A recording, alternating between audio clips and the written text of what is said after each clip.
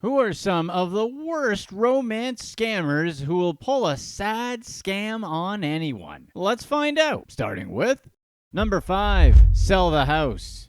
Achuna Cynthia Chiomoa is a Nigerian woman who found herself in custody after allegedly swindling a German man, Rudolf Marcus Kempf, out of $220,000. Chioma was arrested by the police special fraud unit in Nigeria. Here's what went down. Chioma met the German national on Instagram, where she pretended to be romantically interested in him and even promised marriage. Once she had his trust, she invited him to Nigeria multiple times, convincing him to relocate permanently to be with her. To make the situation seem legit, she arranged for Kempf to meet her parents, who approved of their marriage because why wouldn't they approve of their young daughter marrying a 50-year-old man? Kempf was so convinced of Chioma's sincerity that he actually sold his house in Stuttgart and sent the proceeds, along with his pension and life savings, to Chioma's account. She claimed these funds were for buying them a home in Nigeria and starting a joint business. However, Chioma used the money to financially support her family and to purchase a luxury 2-bedroom apartment in an upscale location in Nigeria. During the police arrest and interrogation, Chioma confessed that she received $220,000 from Kempf. She pleaded not guilty to her charges, but the resolution of her case isn't publicly available. It's hard not to sympathize with Kempf. It's one thing when these victims only know the person online, but he did meet Chioma multiple times face to face. Number 4, scamming the police. Anne Larkin is a widowed former police special constable from the UK who fell victim to a heart-wrenching scam that began with a seemingly innocent online interaction. After losing her husband, Graham, unexpectedly in 2019, Anne turned to photography to cope with her grief. Anne's landscapes, posted on an amateur photography website, caught the attention of a man named Clinton, who claimed to be a U.S. Army medic stationed in Yemen. Clinton expressed a deep connection to her work, claiming it spoke to his soul and revealed his own tragic past of losing his family in an accident. Clinton and Anne quickly formed a bond as he supported her through her loneliness and grief, intensified by the isolation of the pandemic. He even used the nickname Annie, a name previously used only by her late husband. As their friendship deepened, Clinton began sharing invented hardships, skillfully manipulating Anne's emotions to gain her trust and eventually her financial support. Over time, Anne shared details of her financial security, which came from a substantial inheritance and insurance payout after her husband's passing. Clinton, seeing an opportunity, began constantly asking for money to help overcome some made-up crisis. Trusting and vulnerable, Anne started transferring funds to him, initially in small amounts that gradually increased. The requests for money became more frequent, and the amounts grew larger, draining nearly all of her savings. As Anne's financial situation worsened, another scammer, known only as G, entered her life through social media. Posing as an actor involved in charitable work, G appealed to Anne's compassion with stories of helping underprivileged children, further ensnaring her in financial deceit. Anne realized she was being scammed when the scammers ended up pushing too far, suggesting she should sell her house and car after her savings were depleted. This insane suggestion made her suspicious, prompting her to wake up to the reality of the situation. In a panic, she asked her bank for statements, which confirmed the extensive financial losses she had incurred through the various transfers to the scammers. This was the moment the full extent of the deceit became clear to her, but at this point, she had lost almost £360,000 and was worried the total might reach £500,000. The betrayal left her devastated, not only financially, but emotionally, as she struggled to comprehend the extent of the lies she was told. The police and her bank began investigations, but the chances of recovering her funds were slim. The impact of the scam strained her relationships and it forced her to seek part-time work to manage her financial obligations. Even though Anne was part of the police force, sometimes emotions can still take over logic at any point in time. Number 3, the career scammer. Hamish Earl McLaren, a notorious con man from Sydney, lived a life straight out of a thriller movie, swindling over $7.6 million from unsuspecting victims, including high-profile individuals and close companions. From 2011 to 2017, McLaren duped 16 people, including the well-known Australian fashion designer Lisa Ho and his then-girlfriend Tracy Hall. His fraudulent schemes ranged from convincing victims he was a financial expert to fabricating fabricating emotional stories, like being near the World Trade Center during 9/11. McLaren, who also went by the names Hamish Watson and Max Tavita, was eventually caught and arrested by the police in July of 2017. His arrest marked the end of a long-running spree of crimes that funded a lavish lifestyle, including luxury trips and high-end vehicles. Despite his arrest, around $5.4 million of the stolen funds remained unaccounted for, suspected to be hidden in overseas accounts. McLaren's victims included Lisa Ho, who lost $850,000 of her superannuation, which is basically an Australian retirement program, to McLaren's schemes. Another heartbreaking story came from Tracy Hall, another former girlfriend who lost $317,000, which she thought she was investing in a self-managed super fund during their relationship. Hamish McLaren led a flamboyantly extravagant lifestyle with the millions he swindled from his victims. He epitomized luxury, regularly jetting off to top global destinations and driving high-end vehicles like an Aston Martin. His need for opulence was not just limited to travel and cars either. Your boy also enjoyed the high life at exclusive properties in locales like Bondi Beach and Wulo Mulo, which would be like hanging out in Malibu or South Beach in Miami. McLaren's spending sprees included lavish parties and high-stakes gambling, burning through cash as though it were limitless. McLaren's trial drew considerable attention, with many of his victims present in court to witness his sentencing. McLaren faced the justice system resolutely, showing no remorse as he was sentenced to 16 years in prison. Tracy Hall, deeply affected by the betrayal, chose to turn her painful experience into an opportunity to help others by writing a book titled The Last Victim. In it, she aims to educate others about the dangers of financial scams, emphasizing the importance of vigilance in protecting one's financial security. As for McLaren, his story serves as a reminder of the destructive power of greed and deception, illustrating how a charming facade can hide a ruthless predator waiting to strike on the unsuspecting. His life now continues behind bars, which is pretty different from his former life he once fabricated at the expense of others. Number 2. Send crypto, please. A man from Miami fell victim to a crypto scam, losing $42,000 to a scammer posing as an executive from Estee Lauder. This scammer, who called herself Mindy Lee, connected with him on Instagram in December of 2023. The man believed he was investing in Ethereum, second to only Bitcoin basically. He began with small amounts between $500 to $1,000 on Crypto.com, where he initially saw profits. As the guy grew more confident, driven by the allure of daily gains promised by Lee, he continued to invest more money. Even when his bank warned him about the risks, he was swayed by the seeming legitimacy of his returns. Eventually, Lee convinced him to transfer his funds to another site, promising even greater returns. However, once he moved his money, communication ceased and his investments disappeared. This type of scam lures victims into investing increasing amounts before abruptly cutting contact. The man, duped by fake photos and profiles linked to Lee's name across various platforms, faced a tough reality when he realized his funds were irrecoverable. He attempted to withdraw his money, but he was told to send more payments in order to release the funds. How that even makes sense, of course it doesn't, but people still fall for it, holding on to that last shred of belief that things aren't a scam. Reflecting on his experience, the man acknowledged his mistake, lamenting his significant financial loss. The case highlights the broader issue of romance scams, which, according to the Federal Trade Commission, caused over $1 billion in losses in 2023 alone, making it the most financially damaging type of imposter scam that year. If you're enjoying this video, be sure to stay tuned right here to find out how she got revenge on her scammer.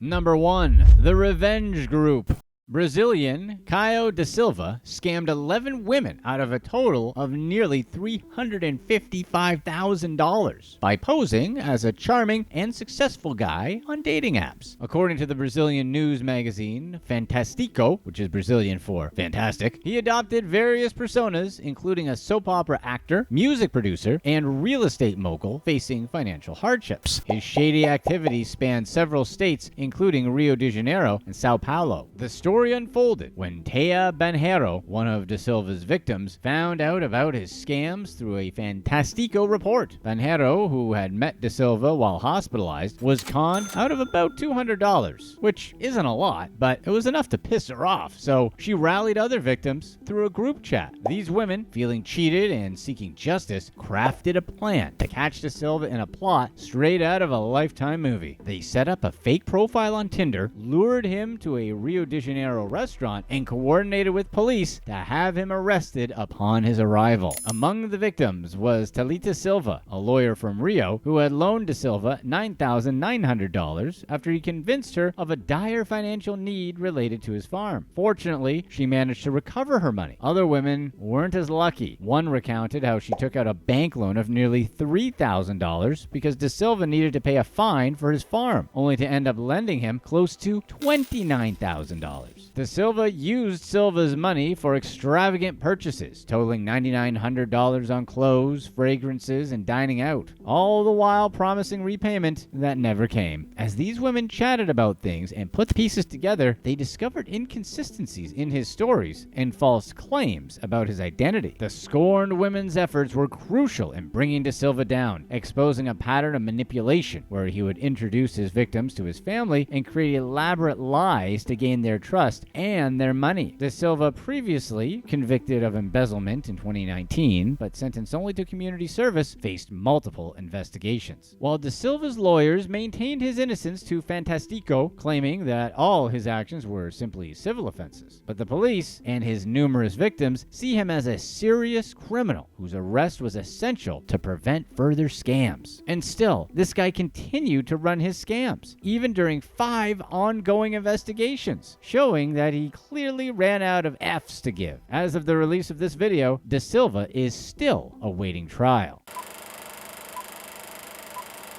You never do anything spontaneous. Those were the words spoken to the then 36-year-old Acacia Windinot by her friend before she went on a date with Wilson Jackson, the man who would consume the next few years of her life for all the wrong reasons. Windinot's life truly changed when she received a friend request and a follow-up Facebook message from Jackson. On the surface, Jackson seemed like a genuine guy. He wore nice clothes in his pictures, and they even shared 4 mutual friends. His expression on the photos oozed charm, intelligence, and confidence. Jackson's message was, "What's up, beautiful?" Confirm these impressions. "What's up, beautiful" wasn't an uncommon first message for Windinot to find in her DMs. It's a message that she's used to getting. Nevertheless, Jackson stuck out like a well-dressed, confident thumb. To his "What's up, beautiful," Windinot responded with a suspicious "hello," but it was enough to get a response from Jackson. He continued the Facebook message convo with Windinot for several weeks before asking her on a date. During those weeks, Windinot became close to Jackson. She found out he wasn't a catfish after they FaceTimed on a few occasions. They spoke on the phone, talking about their mutual love of sports, particularly football. Jackson asked her about the 9 years she served in the Air Force, and Windinot answered, telling him all about her time abroad. Jackson listened to every word. In fact, Windinot got the impression that he cared about her, especially when he offered to fly Windinot from her home in Scottsdale, Arizona, out to his house in LA for Christmas. Windinot's original plans were to spend Christmas with her best friend, but the plans were canceled at the last minute. Now, left with no holiday plans, Windinot was still on the fence about accepting Jackson's offer. This was not something she'd normally do. Windinot's friend eventually convinced her to let Jackson buy her a ticket to LA and finally do something spontaneous. Windinot packed her things and left for the airport. Earlier, Jackson sent Windinot a screenshot of the boarding pass he'd bought for her. Everything seemed to be in order. Not to mention, Windinot had finally found someone she liked who could meet her expectations. However, when she got to the airport, employees said her ticket was invalid. Windinot, assuming something must have gone wrong during the purchasing process, called Jackson to get things sorted out. But when Jackson answered the phone, he didn't offer a solution. Instead, he insisted the ticket must be valid. Windinot explained that the flight would leave soon and she needed a ticket to LA pronto. So Jackson instructed Windinot to buy a ticket at the airport. He promised to pay her back when she got to LA, And to prove something was going on with the ticket he initially bought, Jackson sent Wiedenot screenshots of him dealing with the bank. Wiedenot says she proceeded to buy a ticket to LA and boarded the plane. Her plane landed at LAX in the late hours of the night. Jackson picked her up and took her to the movies. Wiedenot recalls how he was in person just as charming, fun, and kind as he seemed on FaceTime. Jackson asked her about Wiedenot's future, her career aspirations, and any wild, crazy dreams she harbored. In the morning, like a true gentleman, he cooked her breakfast, a classic combination of bacon and eggs. After they ate breakfast, Jackson took Wiedenot back to the airport. On Monday, her second full day back home, Wiedenot noticed over $3,000 was missing from her bank account. Wiedenot scanned her card's transaction history and discovered where the purchases were made. The largest transaction was a $2,500 transfer to another account. The other two payments for a plane ticket and items at a fast food restaurant. All the money charges were billed from California. Wiedenot knew exactly who had used her card. So, not long after seeing the charges, Wiedenot filed a police report against Jackson. She wanted Jackson apprehended as soon as possible. Unfortunately, the police didn't share her desire for revenge. When Wiedenot called the Scottsdale police, they deferred her to the Los Angeles police, who boomeranged Wiedenot right back to Scottsdale police, telling her she'd have to file her report with them. Most people would give up, as $3,000 might not be a big deal. But Wiedenot didn't care about the money. Instead of moving on, Wiedenot started her own investigation into Jackson. Jackson had already blocked her number, so asking her suspect questions over the phone was not an option. With no prior background in research, Wiedenot began investigating Jackson. She started with the basics. Where did Jackson live? Even though she'd been to his house, Wiedenot couldn't remember Jackson's address, and without his address, finding Jackson would be very difficult. She couldn't find any home addresses linked to the purchases on her bank statement, but she did find the address of the fast food restaurant. After finding the restaurant address, Wiedenot searched every apartment complex in the area, and with the help of her memory, found the apartment complex she stayed at with Jackson. She remembered Jackson taking her to a tall building, so tall that they had to park in an underground parking garage. So, Wiedenot narrowed her search to tall apartment buildings with underground garages. She also remembered being close to a movie theater on a noisy LA street. Using these very specific criteria, Wiedenot found a potential match. Just to be sure it was the building she stayed at, the rookie sleuth looked up the floor plans, then based on her memory of walking through the rooms and hallways, determined this was the place. Wiedenot called the building's phone number and asked the clerk if a resident named Will Jackson lived there. The clerk said no,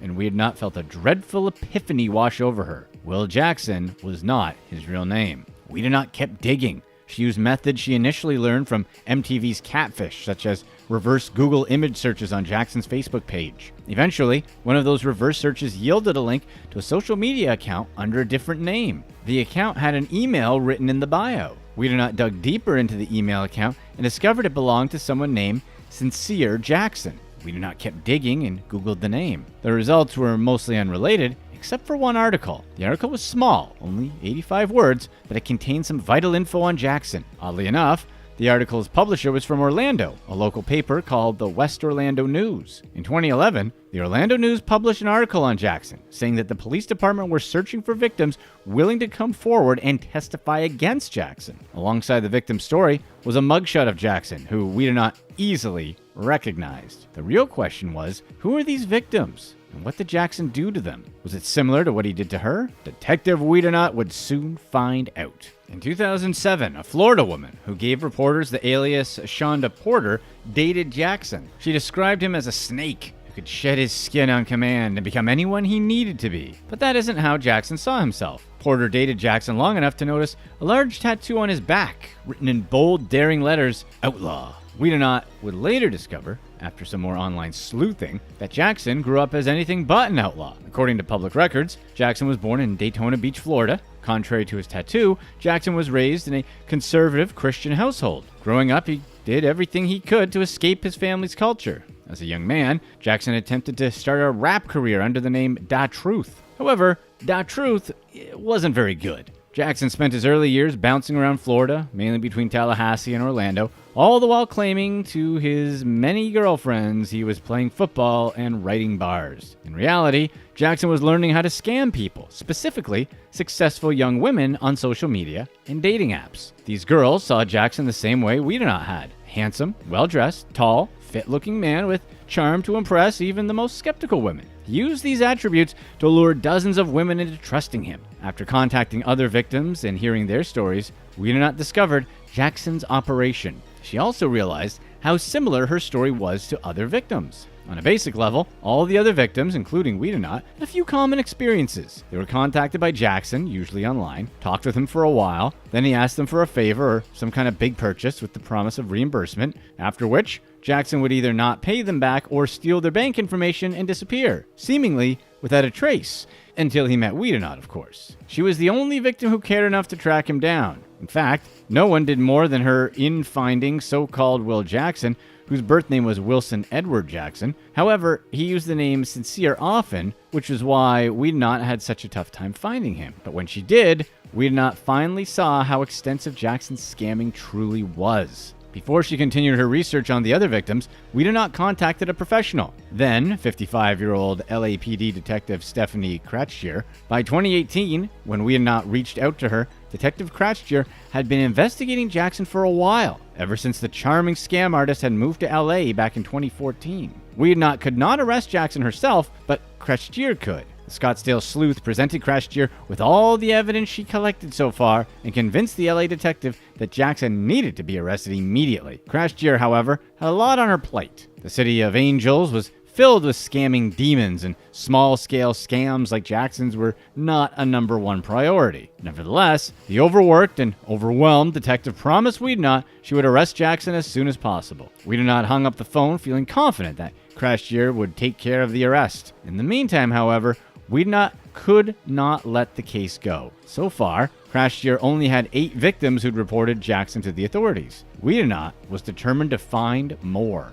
Wiedenot got to work quickly. She started using the very app Jackson used to contact her to look for other victims in Florida and California. The posts worked, and Wiedenot started talking to several other victims from the 2 states. She even put them in touch with one another, creating a network of Jackson victims who could talk about their experiences. Kratchier found 8 victims during years of investigation. Wiedenot found 10 victims in just 1 month. These women, mostly African American in their 30s, told each other how Jackson humiliated them. Though many of the victims shared their stories with other victims, most were reluctant to give their names to the media out of embarrassment. They all wanted to see some form of justice, though. Kratchier promised Wiedenot an arrest, with the deadline being April 2018. But after traveling to Afghanistan for a few months to work as a civilian air traffic controller, Wiedenot looked at the calendar and noticed the month was January, the year 2019. Wiedenot, in her extensive research, remembered reading how Jackson had gotten away. Most of the escapes were made possible by lazy investigators and prosecutors. Wiedenot couldn't let another detective leave him under a pile of other cases. So she gave Kratchier an ultimatum: arrest Jackson, or Wiedenot would file a complaint on the veteran detective who was set to retire any day now. Kratchier chose the harder option and looked up Jackson on her computer. She found a warrant in his name for grand theft auto and sent a team of officers to bring him in. Jackson was arrested on May 23, 2019 in Los Angeles. He was taken into police custody and hired a lawyer, but the lawyer left after Jackson's check bounced. His public defender convinced him to plead not guilty despite over 60 women coming forward to testify against him on 33 felony charges. In total, Jackson is believed to have collected over $200,000 from his victims, including Wiedenot. Sadly, they'll never get that money back. But they can enjoy knowing that Jackson's face and reputation were smeared across news media outlets like Newsweek, The Daily Beast, and several local LA outlets. Click to watch one of these next videos. Let us know in the comment section what you'd rather have to do for a year: a vegetarian diet or a no-carb diet.